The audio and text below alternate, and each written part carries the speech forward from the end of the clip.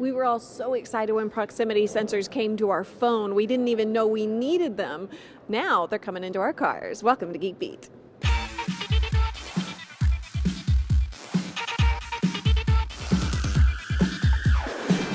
Cadillac is announcing some awesome new geeky technology in the cars, specifically the XTS coming out in 2012 soon. All right, so let's get into it. First up, we have the capacitive touchscreen. This is an 8-inch touchscreen, and it will do full multi-touch. When you are in the maps, you'll be able to zoom in and out and do all that stuff you love and is intuitive to you already. Also, we have haptic touch feedback throughout the console, up here in the touchscreen, as well as here to do air control and all of that volume. You're going to really feel it. Now, what I love about this is the proximity sensor. You're used to it in your phone. Now it's in the car.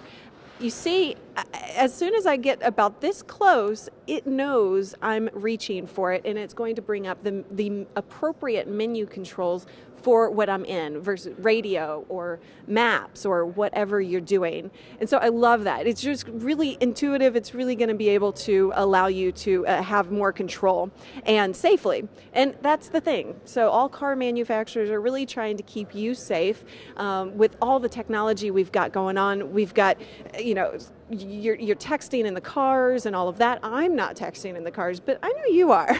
So what we have here is a little hideaway for your phone. So if you want to avoid the temptation of using your phone and allowing it to do all the work for you, read your text messages aloud to you and all of that, you're going to be able to. Let's take a look at the controls. John P. actually got a first-hand look at how they work. Okay, so let's take a look at the controls, because this is a very sophisticated system and that won't do you any good if it's hard to use. But they've incorporated all the controls into one nice little joystick. Just take a look at that tiny little thing there. Now, one of the coolest things about this car is you can actually change the way this dash reads out and what it looks like. This is a 12-inch LCD screen, so we can make it look however we want to. If you take a look over here real quick, I'm going to make this dashboard look like an entirely different car. Take a look here. Okay, let's take a look at this menu here.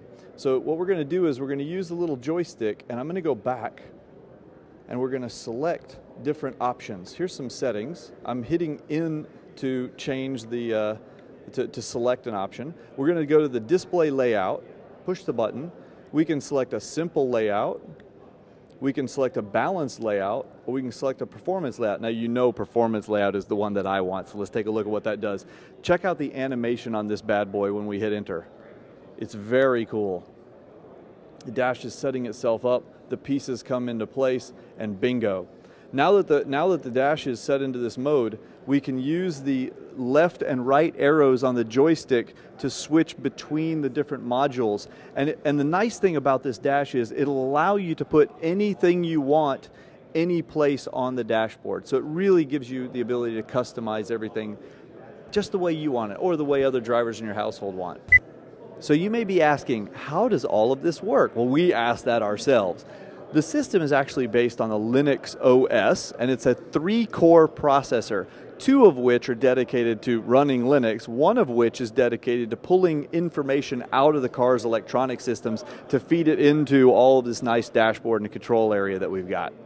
The system will also allow you to connect up to 10 different devices, and it even has 4 USB connectors.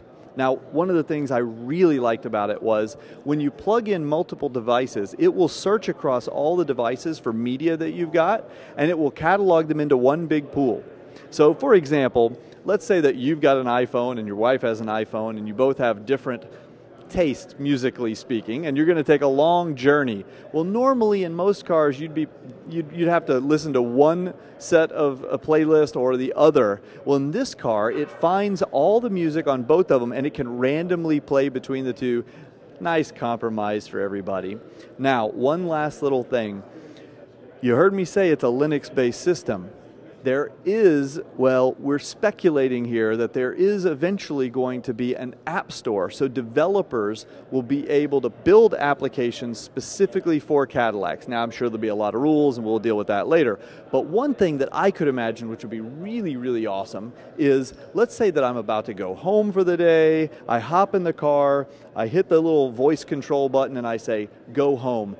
You could theoretically build an app that when you say go home would maybe send a text to your wife and say, John is actually on the way home, his ETA is 30 minutes.